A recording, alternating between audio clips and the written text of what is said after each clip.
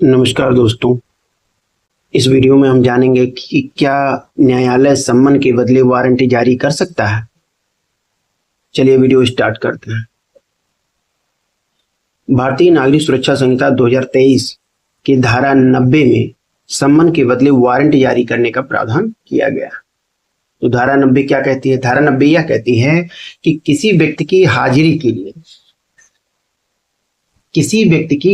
के लिए जो भी न्यायालय सशक्त है, यानी कि जो भी एथराइज न्यायालय है, ठीक है, सम्मन जारी करने के लिए, तो वह कारण को अवलिखित करके, ठीक है, कारण को अवलिखित करने के बाद कुछ परिस्थितियां हैं जो 90 में बताई गई हैं कि जिसमें सम्मन के स्थान पर गिरफ्तारी के लिए वारंट जारी कर सकता है वह न्यायालय। कौन न्यायालय? कि जो है उस व्यक्ति की हाजिरी के लिए सम्मन जारी करने के लिए सशक्त है, वही यह काम कर सकता है, ठीक है। और वो कैसे करेगा? तो यदि वह सम्मन के बदले वारंट जारी करेगा तो उसको कारण भी अवलिखित करना पड़ेगा कि किस कारण से वह सम्मन के बदले वारंट जारी किया है या सम्मन के स्थान पर वारंट जारी किया है, उसको उस कारण में स्पष्ट करना पड़ेगा, ठीक है। और ऐसा क्यों किया गया है? क्योंकि हो सकता है कि यदि यह लिख कर नहीं देता तो हो सकता है वो मनमाने तरीके से भी जज कर सकता, विवेक का दुरुपयोग भी कर सकता था। तो इसी के नाते वहां कारण अवलिखित करने की व्यवस्था की गई, ठीक है। अब 90 क्या कहती है आगे? तो 90 ये कहती है कि जिस व्यक्ति के विरुद्ध, ठीक है, सम्मन के बदले वारंट जारी किया जा रहा है, तो वो कब जारी किया जाएगा? तो कह रहा है सम्मन भेजने के पहले, यानी कि सम्मन अभी भेजा नहीं गया है उसके पहले, या यदि भेज दिया गया है तो उस व्यक्ति के न्यायालय में जो नियत समय है उपस्थित होने के लिए वह उपस्थित नहीं हो उसके पहले, ठीक है। न्यायालय के पास यह विश्वास करने का कारण है कि वह व्यक्ति फरार हो गया है, ठीक है, या वो ऐसी स्थिति में है या जो है वह सम्मन का पालन नहीं करेगा, या सम्मन की सम्यक तामील तो हो गई है, सम्यक तामील के बाद भी न्यायालय में सम्मन में नियत समय पर वह हाजिर होने में असफल रहता है और यह साबित कर दिया जाता है कि सम्मन का सम्यक रूप से तामील कर दिया गया था और उस व्यक्ति के पास न्यायालय में नियत समय पर उपस्थित होने के लिए पर्याप्त समय था, ठीक है। और वह व्यक्ति अपनी न्यायालय में उपस्थित होने में असफलता का कोई उचित प्रतिहेतु नहीं दे पाता, यानी कि अपना उचित बचाव नहीं कर पाता, तब ऐसी स्थितियों में न्यायालय सम्मन के बदले वारंट जारी कर सकता है। यदि न्यायालय सम्मन के बदले वारंट जब जारी करता है गिरफ्तारी का और वह यदि कारण अवलिखित नहीं करता है तो मजिस्ट्रेट का वह आदेश अवैध हो जाएगा, ठीक है, क्योंकि कारण को अवलिखित करना अनिवार्य है, यानी कि उस जज के लिए बाध्यता है, ठीक है। और यह जो धारा है, धारा 90, वह अभियुक्त तथा साक्षी दोनों पर लागू होती है, ठीक है। तो अभियुक्त तथा साक्षी दोनों पर लागू होती है और सम्मन के बदले वारंट जारी करना न्यायालय की विवेकीय शक्ति है, लेकिन वह विवेक का प्रयोग रीजनेबल करेगा, यानी मनमाने तरीके से नहीं कर सकता, क्योंकि यदि मनमाने तरीके से करेगा तो यह आर्टिकल 14 का वायलेशन होगा।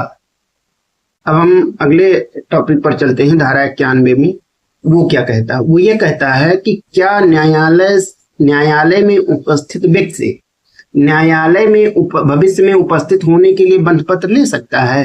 यानी कहने का मतलब है कि यदि कोई व्यक्ति न्यायालय में हाजिर है तो क्या न्यायालय जो है न्यायालय में हाजिर व्यक्ति की भविष्य में उपस्थिति के लिए बंध पत्र ले सकता है।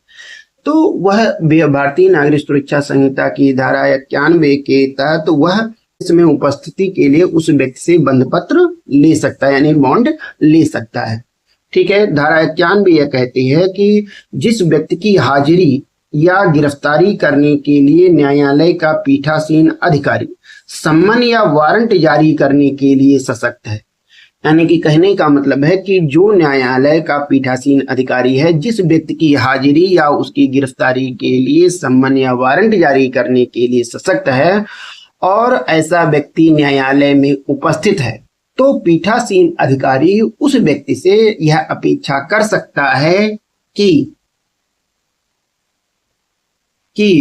उस न्यायालय में जो सम्मन या वारंट जारी करने के लिए सशक्त है या उस न्यायालय में जिसको मामले का विचारण करने के लिए आमंत्रित किया गया है, ठीक है, उसमें अपनी हाजिरी के लिए प्रतिभूओं सहित यानी सिक्योरिटी के साथ या बिना सिक्योरिटी के बॉन्ड जारी करे यानी निष्पादित करे।